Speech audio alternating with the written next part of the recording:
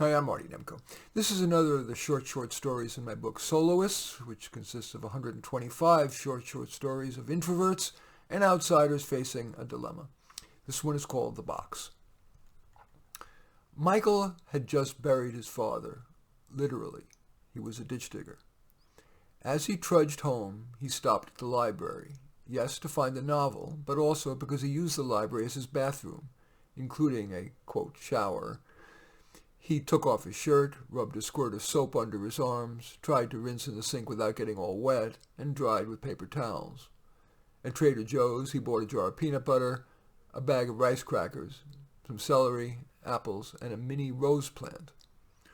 Michael trudged past the paint store and reached home, which was under the freeway.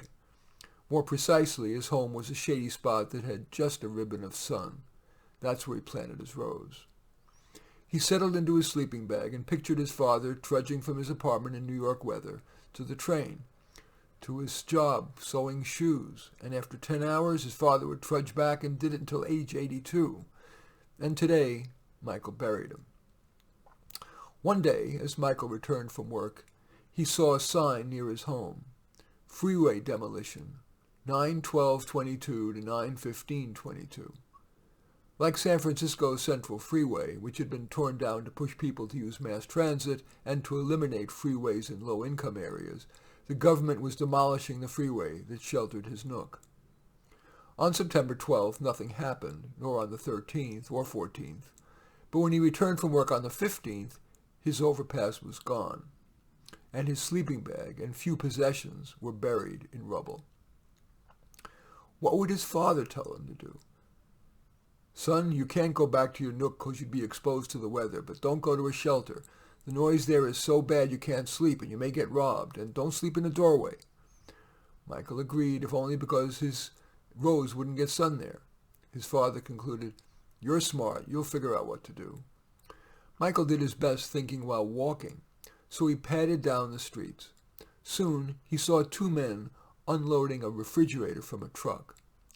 They removed the box's heavy plastic wrapping, slid the refrigerator out of the box, the corners of which were reinforced with wood, onto a dolly, and wheeled the fridge into the apartment building.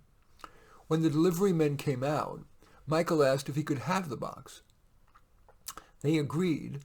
Michael shoved the plastic into the box, dragged it back to his nook, dug out the buried possessions, and crawled inside the box.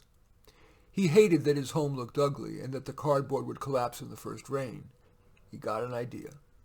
He strode to the paint store, bought a wide paintbrush and a narrow one, a box-cutting knife, a stapler, and 3 cans from the mismatched paint section, butter yellow for the body, French blue for shutters, quote, shutters, and apricot for the, quote, trim. He painted the box, stapled the plastic around it, and cut an opening for a window for sunlight and a view of his rose. He imagined his father saying, "I told you you were smart." In any case, that story is called The Box. It is one of the 125 in my book, Soloists. I'd welcome you checking the book out on Amazon, and certainly would welcome your thumbs up on this video, except your thumbs down. Always welcome your comments, and especially like it if you hit the share button below. Share on your social media so that my efforts can have broader impact. And I am flattered if you choose to subscribe to my channel. In any event, I do thank you for watching. I am Marty Nemko.